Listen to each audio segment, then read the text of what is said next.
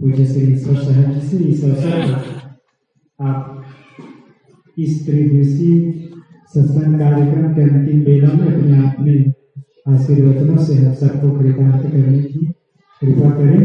बदकिस्मत के लिए कोई ताली नहीं होती, बदकिस्मत के लिए कोई ताली नहीं होती, सूखी उम्मीदों की कोई डाली नहीं होती, जो झुक जाए सदगुरु के चरणों में उसकी झोली कभी खाली नहीं होती, उसकी झोली कभी खाली नहीं होती। आइए हमारे पूज्य श्री साहब जी से सुनते हैं।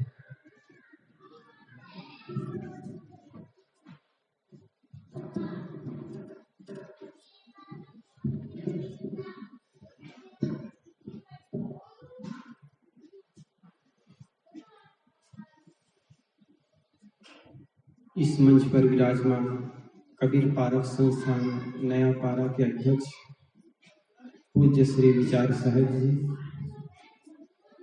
कबीर निर्णय मंदिर ढेठा से पधारे पूज्य श्री बलवंत साहब जी, हमारे साथी संत श्री भूपेंद्र साहब जी और इस मंच पर विराजमान सर्वगुण संपन्न संत समाज, निर्छील विवेकी भक्तों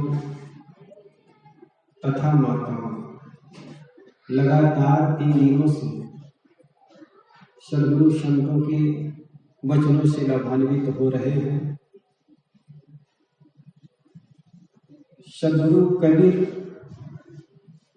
एक ऐसे महापुरुष हैं जिनको समझने के लिए सद्गुरु कबीर के ही विचार चाहिए। सद्गुरु कबीर के विचार को समझने के लिए सद्गुरु कबीर की समझ चाहिए और सद्गुरु कबीर को देखने के लिए सद्गुरु कबीर की दृष्टि चाहिए। दुनिया के किसी भी महापुरुष का लेवल लगा करके हम कबीर को देखना चाहें तो हम सद्गुरु कबीर से अछूते रह जाते। सद्गुरु कबीर ने जीवन के तीनों पहलू कर्म और भक्ति ज्ञान पर चर्चा की। दुनिया में बहुत से महापुरुष हुए जिनमें से किन्होंने कर्म को स्वीकारा तो ज्ञान और भक्ति की निंदा की, किसी ने ज्ञान को स्वीकारा तो भक्ति और कर्म की निंदा की, और किसी ने कर्म को स्वीकारा तो भक्ति और ज्ञान की निंदा की। सबने पूरे तीनों को स्वीकारने की क्षमता नहीं प्रकट कर पाए। गोस्वामी तुलसीदास जी तो कहते हैं भक्ति से हट करके मुझे और कुछ नहीं चाहिए। अर्थ न धर्म न काम रुचि पद न चाहो निर्वाण, जन्म जन्म सिया राम पद यह वरदान न आन। गोस्वामी तुलसीदास जी भक्ति के अंग को स्वीकारते। स्वामी दयानंद सरस्वती सारे कर्मकांड को वे नकार जाते, लेकिन यज्ञ को और वेद को वे स्वीकारते चले जाते। स्वामी शंकर ज्ञान मार्गी के संत थे, वे भक्ति और कर्म को इनकार कर जाते, लेकिन सद्गुरु कबीर जीवन के तीनों पहलू को कर्म और भक्ति और ज्ञान को तीनों को स्वीकारते। सद्गुरु कबीर कर्म को भी स्वीकारते हैं और कर्म को स्वीकारते हुए उन्होंने कहा कर भैया बल आपनी छाड़ बिरानी आस, जाके आंगन नदिया बहे सोकस मरे प्यास। आज आदमी भाग्य और भगवान के भरोसे बैठा है। और जरा सोचो, जिस आदमी का जन्म, आदमी सोचता है जन्म किसने दिया? भगवान ने।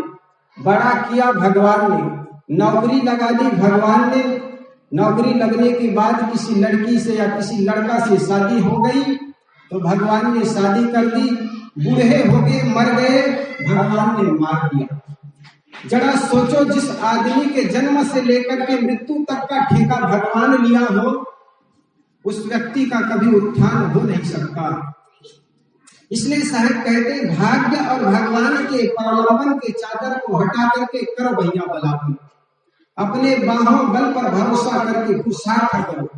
और जहां जहां पर हमारा पुरुषार्थ होता है वहां पर जमीन भी सोना उगलता है। लेकिन आदमी केवल भगवान के भरोसे बैठ जाता है, कहता है साहब हम तो नाचीज है। उनको कहो सत्संग में क्यों नहीं आए? कहे साहब भगवान की कृपा नहीं। सब बात तो अच्छा, लेकिन यहाँ पर आने के लिए भगवान की कृपा चाहिए। खेतों में हल चलाता है स्वयं, बच्चा पैदा करने के लिए स्वयं, लेकिन सत्संग में आने के लिए भगवान को दोष देता है, भगवान की कृपा नहीं। आदमी अपने को नाचीज समझता है, अपने को कठपुतली मानता है, लेकिन सदगुरु कबीर कहते तुम कठपुतली नहीं। सब सिद्धांत किया कम जग में, आदम मानव तुम ही तो हो, ईश्वर खुदा जगत के कर्ता कल्पना किया सो तुम ही तो हो।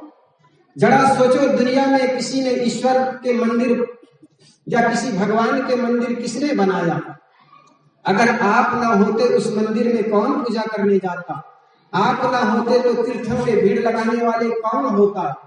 लेकिन आदमी अपने को नाचीज मानता चला गया।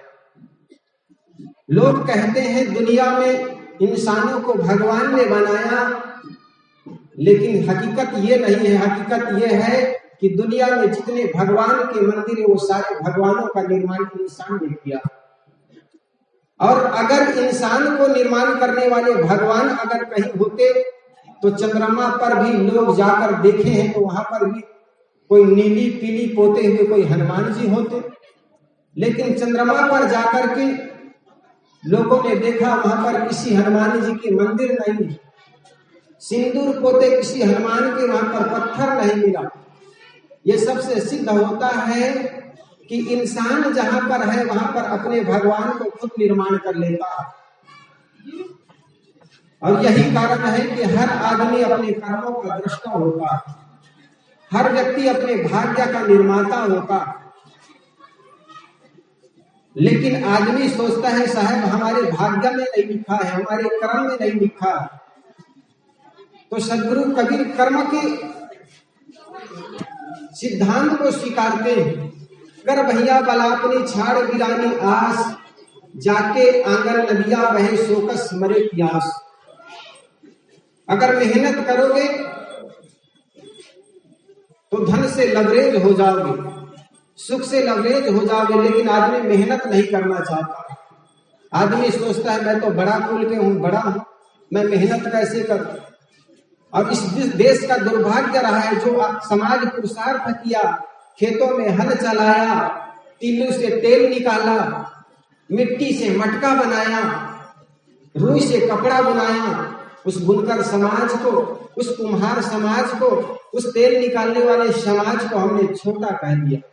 जरा जो सोचो कैसी व्यवस्था रही जहां पर मेहनत करने वाले, उत्पादन करने वाले समाज को छोटा गया और उपभोग करने वाला आदमी अपने को बड़ा मानता चला गया। दो लड़का थे, दोनों लड़के शिकार करने के लिए गए हुए थे और शिकार करके जैसे लौट रहे थे रास्ता भूल गए तो जंगल जंगल भटकते भटकते पानी की तलाश में रास्ता भटक गए। पानी की तलाश करते करते रास्ता जब भटक गए, कुछ दूर जाने के बाद उन्हें कुआं दिखाई पड़ा। कुआं के पास एक बाल्टी रखी हुई थी, रस्सी रखी हुई थी।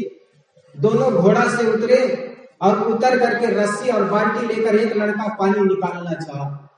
जैसे ही पानी निकालने के लिए कुआं में बाल्टी डाला तो ख्याल आया यार मैं तो राजा का लड़का, इसका मतलब मैं पानी कैसे निकालूं और निकाल करके पिलाऊं। राजा कहते हैं शहजादा के लड़का को, राजा के लड़का मतलब शहजादा। उस लड़का ने सोचा मैं राजा का लड़का हूं, शहजादा हूं, मैं पानी कैसे निकालूं और निकाल करके पिलाऊं, मैं निकाल नहीं सकता। वो